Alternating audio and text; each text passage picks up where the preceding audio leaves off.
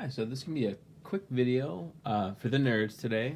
Um, I just want to talk about how I was searching for and designing some of those sounds recently, along with a lot of the research I've been doing for early and mid 80s guitar tones. This is the Tone Stack Calculator version 1.4. Off the top of my head, I cannot remember the website, but it is free, and if you just do a quick Google search, you can find it. It's awesome. It's really, really cool. So if you go over here, you can adjust the filter capacitors that you want in the tone stack circuit. And, they have Marshall, Fender, Vox, James. I think they even they have Big Muff, High Watt.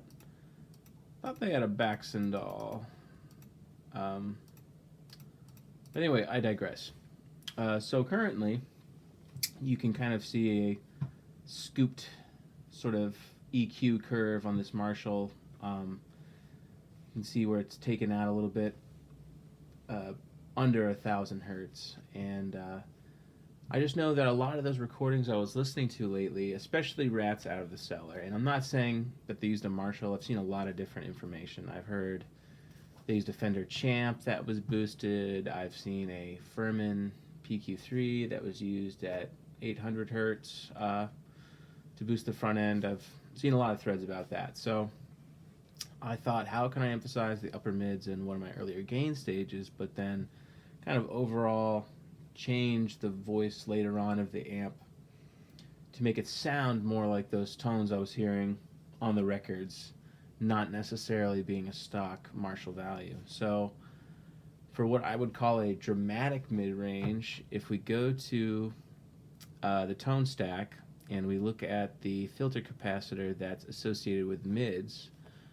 again, if you're qualified and you're not, you know how to safely discharge an amp, this is a really easy mod to, again, change the voice of the amplifier. So we can just double click on this, and right now it's at 22 nanofarads. So if you go here, I'll show you. I just popped a 10 in, and immediately around the 800 hertz range, we have a mid boost. So well, that's pretty cool.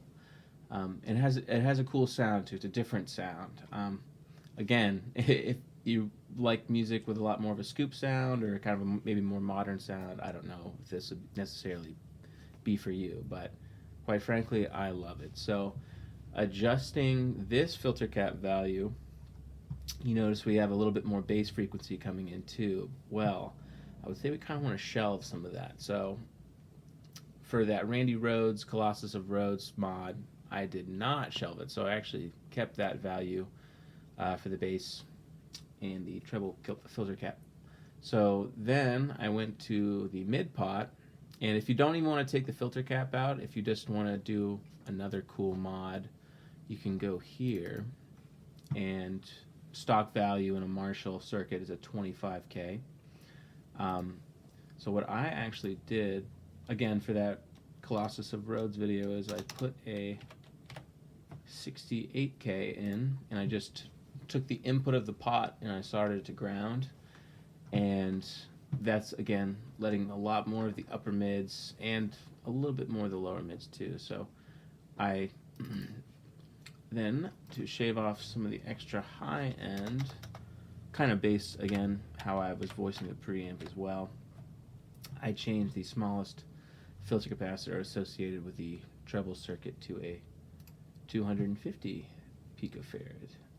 And I also put another treble bleed in. And it sounded really cool. It had this kind of, I don't know, sort of boxy mid-range. Again, listening to Rats Out of the Cellar or obviously Blizzard of Oz, you kind of get what I'm talking about. But now, recently today, and I'll have a tone demo later on for this, I actually went in and to trim some of the bass frequency out, I took the 22 nanofarad out, and I also put in a 10 nanofarad, and immediately you can see a big lop off under 100 hertz. And then, because I thought it was a little boomy as well, I actually took the 68K and I made it a 47K instead, and kind of brings the gain down a little bit. Obviously, it doesn't change the EQ curve too much, but if you put a 47K there, it'll be a lot more like the Eddie Van Halen tone value, because his number one amp accidentally had a 50K pot for the mid-range frequencies. Again, you can do a lot of different things with a tone stack, and just changing the voice of the amplifier overall. And when I implemented this, it actually helped me get closer to what I was looking for within a circuit. And quite frankly, it was incredibly fun to play. And every time I listened back to a recording, I felt like it was very vocal. It was really easy to hear yourself in a mix. Again, I've been experimenting a lot with taking even more of the bass frequency out. Just trying to think about what a guitar frequency sounds like after it's been, post EQ'd and recorded and through mic preamps, and I just want to be able to plug in and kind of get that sound that I hear on the record at home, and obviously without using the same pedals and the same setup. And just by altering the values in the tone stack, and obviously elsewhere in the circuit too, but the tone stack specifically, you can do a lot to achieve those sounds that you're looking for. All right, well, thank you so much for watching. Appreciate it.